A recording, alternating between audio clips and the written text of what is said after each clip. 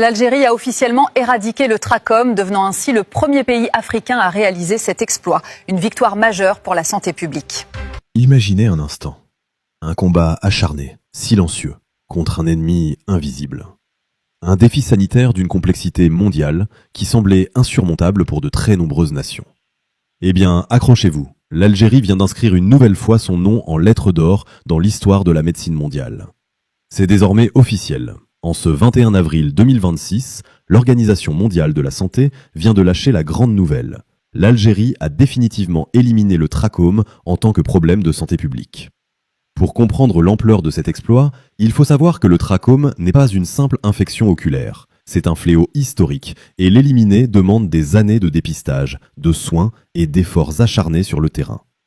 Le ministère de la Santé n'a pas caché sa fierté, et pour cause. Avec cet accomplissement monumental, l'Algérie fait son entrée très remarquée dans le cercle extrêmement restreint des pays ayant atteint cet objectif vital. Mais attendez, ce n'est pas tout. Le trachome n'est pas la première victoire du pays. Selon les autorités de la santé, c'est en réalité la 4e, oui, vous avez bien entendu, la 4e maladie infectieuse à être totalement rayée de la carte en Algérie.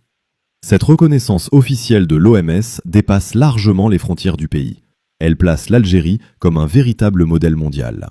Elle prouve qu'avec de la détermination, il est possible de relever l'un des défis les plus complexes de la santé publique mondiale.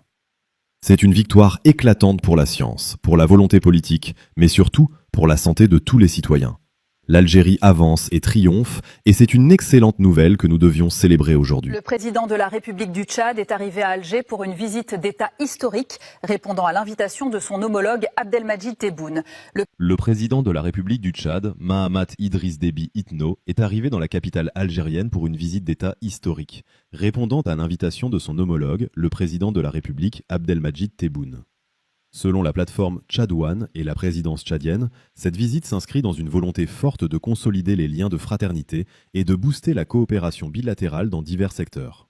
Au programme de cette rencontre au sommet, des entretiens exclusifs en tête-à-tête entre les deux dirigeants, et surtout, la signature de plusieurs accords et mémorandums d'entente très attendus. Ces accords sont le fruit des travaux de la 4e session de la commission mixte algéro-tchadienne. Il est important de rappeler que pour préparer ce grand rendez-vous, le ministre algérien des Affaires étrangères, Ahmed Attaf, a coprésidé hier avec son homologue tchadien, Abdallah Saber Fadel, les travaux de cette commission gouvernementale dans le but d'intensifier la coordination entre les deux nations. Mais quels sont les enjeux de ce partenariat ? Le ministre Ahmed Attaf a mis en lumière 3 objectifs majeurs fixés par les deux chefs d'État.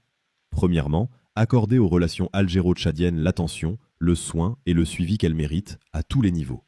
Deuxièmement, explorer et libérer l'immense potentiel de coopération et de partenariat pour un bénéfice mutuel et une intégration bilatérale réussie. Et troisièmement, renforcer les traditions de consultation pour faire face ensemble aux défis communs. Des défis qui touchent particulièrement la région sahélo-saharienne et l'ensemble du continent africain. Une nouvelle page stratégique s'écrit donc aujourd'hui entre l'Algérie et le Tchad.